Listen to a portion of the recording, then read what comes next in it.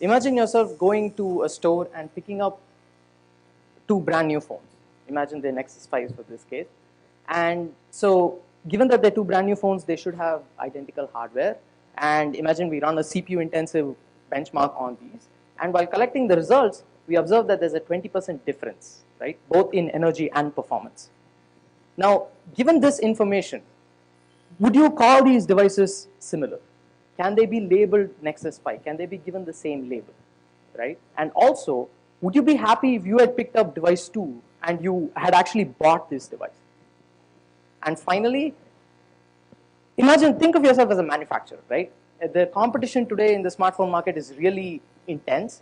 And which of these two devices would you have sent in for a review?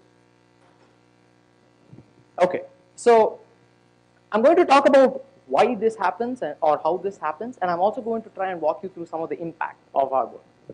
So the main reason why this happens is because manufacturing CPUs today is a really complicated process, and there's a lot of steps involved, and each of these steps adds some amount of variation to the final product. And to make matters worse, transistors are getting really, really small, and both of these combined make it almost impossible to produce two identical chips today.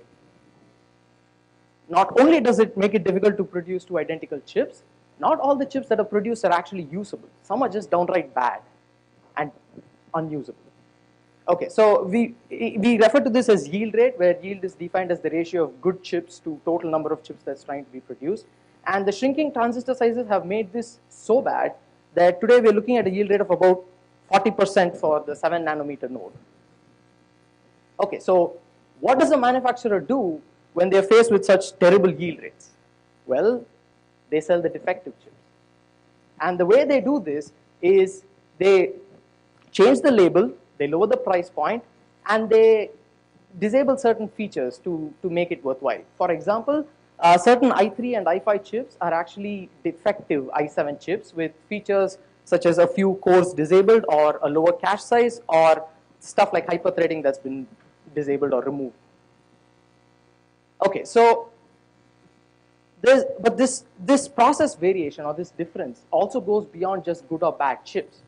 Even among the good chips, there's quite a bit of variation involved. And these usually occur at the transistor level, where there are certain characteristics of transistors that are just different for different chips. These could be the channel length, the doping concentrations, or the bias voltage. And what the way in which these manifest themselves is by changing the properties of the chip themselves. For example, certain chips may have faster switching speeds. They're capable of higher frequencies. But this also comes at the cost of higher leakage current. And after all of this, oh, yeah, by the way, so even in the transistors, if there's a large variation, it's considered as a defect and it's sold accordingly, it's priced accordingly. And after all of these filters, there is yet another filter that comes into play, and this is known as CPU binning. This is specific to CPUs. And so what happens here is the good chips are then binned by their transistor quality. There's two main types of binning that are employed today. The first is called voltage binning, where chips all run at a fixed voltage, but their speeds are allowed to vary. In fact, what happens here is the transistors may be so bad that to attain the fixed voltage, they have to take a real hit in terms of the speed, right? You can imagine that this is what happens in your i3 chips, which just don't compare to your i7's frequencies. And in this model, the consumer pays more based on the speeds they want. So if they want a higher speed, if they want a better chip, they end up paying more, right? And this type of model is extensively employed in the desktop CPUs. So the other way in which CPUs are binned is called speed binning or fixed speed binning, where all chips run at a fixed speed, right? But to attain this speed, they may have to increase or decrease their voltage depending on the quality of the transistors. But the problem with this approach is that it's easier to measure speed than it is to measure energy, right? And changing voltages will impact energy. So in a sense, what happens is a lot of these chips variations actually go undiscovered or unknown, right? They're hidden. And consumers end up paying the same price no matter what the chip, no matter what properties the chip has. And this is the model that's been employed by all the smartphone CPU manufacturers. Okay, so I'm going to go into detail about speed binning because we are looking at hidden differences in smartphone CPUs, and speed binning is what they employ. So To begin understanding speed binning, I'm going to give you a concrete device and how speed binning is employed on that device. So in particular, we're going to take a look at the Nexus 5 smartphone, which has 4 cores and a frequency range of 300 megahertz to 2.2 gigahertz. It also has 7 CPU bins, numbered from 0 to 6. We only studied bins 0 to 4 because we only had phones in these bins. We do not have any in bins 5 and 6. And I'm going to give you a quick look at like a snippet of the voltage table that is employed on these phones, right? The important takeaways of this are that from bin 0 has the highest voltages across all of the bins. And as you progress from bin 0 to bin 6, the voltages required to run a specific frequency drops. So at bin 6, you have the lowest voltages. And the reason why manufacturers actually tweak this voltage is to try and mask some of the underlying transistor variations. We will go into more detail about this in a little bit, but before I get to that, I want to quickly describe our experimental setup to you. Right? So all of our experiments were performed in a very controlled thermal environment at about 10 degrees Celsius.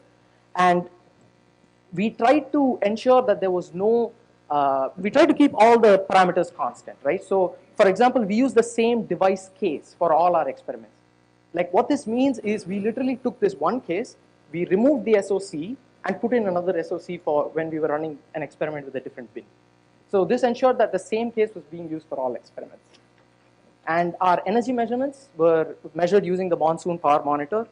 And finally, and this is important, we allowed the device and the CPU to cool down between experiments, right? Because as we will see, temperature has quite a bit of effect on both energy and performance. And so we allowed enough time for the device to hit ambient temperature before we progress with the next experiment. So here's a picture of our setup. Most of these components I've already described to you. We have a temperature controller that ensures that the temperature is within the bounds that we set.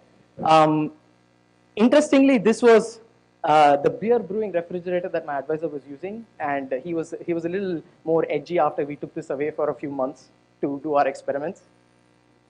So finally, describing the workload, we wrote our own workload because we wanted something that we could tweak and change according to our wishes. And so we wrote a simple CPU intensive workload. The workload here isn't really too important. The point is that it has to be CPU intensive. So we wrote a simple workload. We call it PyBench. It's simple. It computes the digits of pi. It's configurable in the sense that you can either configure it to run fixed work or fixed time. And all our experiments were repeated 10 times, and we plot the mean and the error in all of our figures.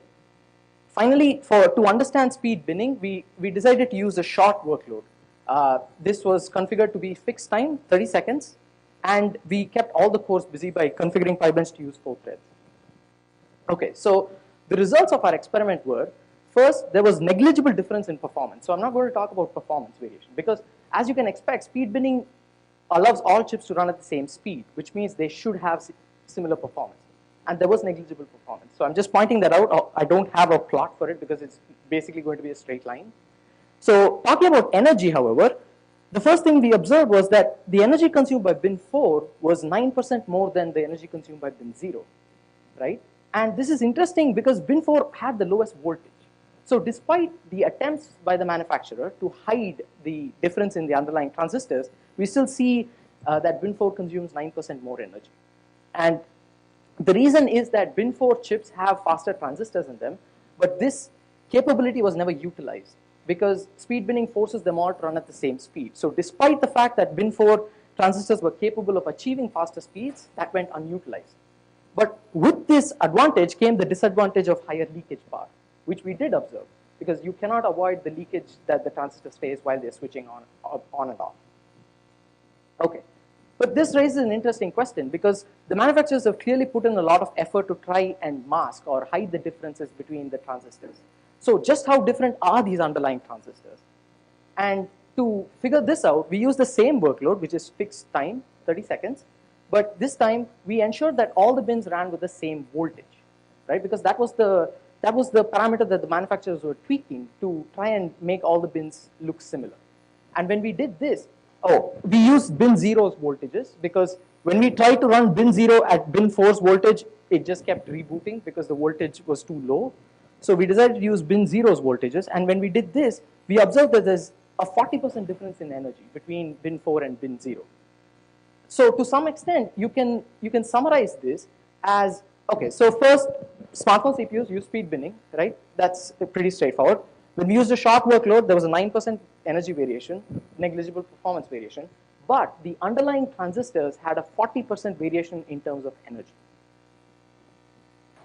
Okay, so we had our results thus far. We wanted to ensure that these results also held good for longer workloads, because 30 seconds is just insufficient to do a detailed study. And so what we did now was we configured PyBench to run with fixed work. We did about 400,000 iterations of Pi, which works out to 114,000 digits. And this workload roughly took about 4 minutes when we ran it. And again, PyBench was configured to use all available cores. So when we did this, what we wanted to study from this was to identify whether the 9% energy difference, whether that data point holds as you increase the length of workloads. And what we found was that it does not, right? So as the length of the workload increases, the energy variation also increases. Now, when we ran a longer workload for about 4 minutes, we observed that bin 4 consumed 20% more energy than bin 0. And not only that, there was also a performance difference that started coming into play. Bin 4 took 20% more time while also consuming 20% more energy to do the same amount of work than bin 0 did, right? And this is very intriguing because recall that speed binning kind of guaranteed that all CPUs will run at the same speed. So where did this 20% performance difference come from? Before I answer that, I will quickly describe why there is a difference in energy variation, and this will also help me establish a key aspect and help me describe the reason for performance variations better. So the first thing to keep in mind when you're running large or long CPU-intensive workloads is that the temperature of the device is going to vary, right? In other words, the temperature of the device is going to go up. And temperature has a bad feedback loop with leakage current, where increase in temperature causes an increase in leakage current, which in turn causes an increase in temperature. So what this means, and this is very important, is that if you were to perform a fixed amount of work, but the temperature at which you performed the work kept changing, you would notice that the amount of energy required to perform this fixed amount of work increases with temperature. So the same work that was consuming about 38 joules at 10 degrees Celsius takes about 66 or 64 joules at 55 degrees Celsius. Okay, and this temperature change is the same reason why we also start observing performance variations.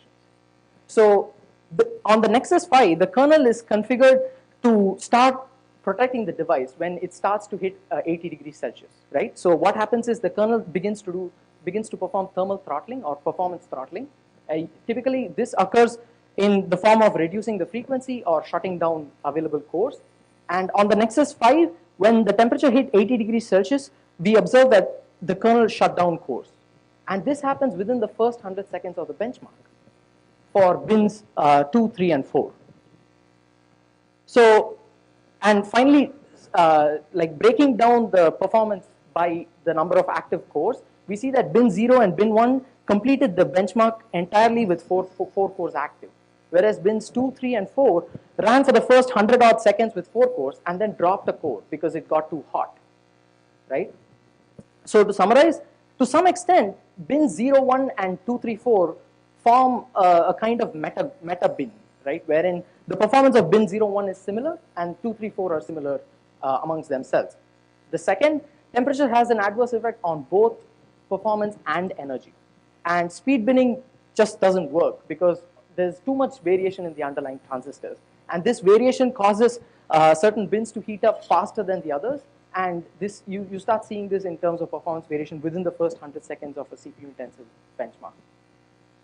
So what is the impact that this study has on researchers? Any research work that attempts to generate a model from a few devices and then apply this model to a larger set of devices is affected. Or in other words, they have to account for CPU bins and its accompanying differences in performance and energy. The second is that, again, if you are looking at one device and trying to use the results that you gather from one device on another, you have to ensure that they are within the same bin.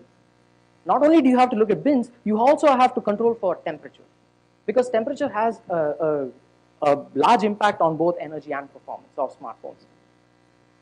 And so finally, here's a list of research work that we went through, and we find that they could really benefit from accounting for CPU bins and temperature. And so to sort of sum up, I would also like to point out the impact that our work has on end users.